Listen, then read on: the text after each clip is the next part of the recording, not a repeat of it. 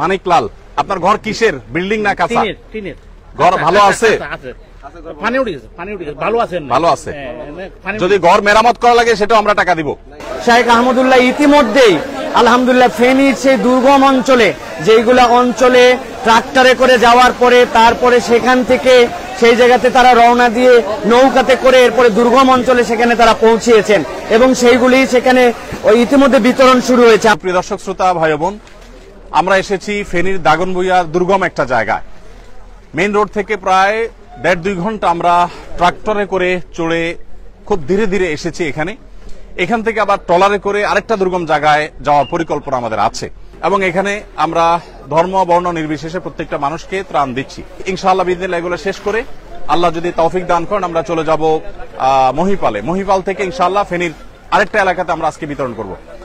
গতকাল এবং আজ আমাদের যে সমস্ত ত্রাণবাহী গাড়ি এসেছে সেই ত্রাণবাহী গাড়িগুলোর মধ্যে থেকে এখানে এসেছে 2টি গাড়ি, ফেনীতে গিয়েছে 2টি গাড়ি, কুমিল্লা গিয়েছে 3টি গাড়ি, আর লক্ষ্মীপুরে গিয়েছে 1টি গাড়ি। এখানে একটা গাড়ি এসেছে দুঃখিত, এখানে একটা গাড়ি, নোয়াখালীতে লক্ষ্মীপুর একটা গাড়ি, ফেনীতে 3টা গাড়ি এবং কুমিল্লাতে 3টা গাড়ি।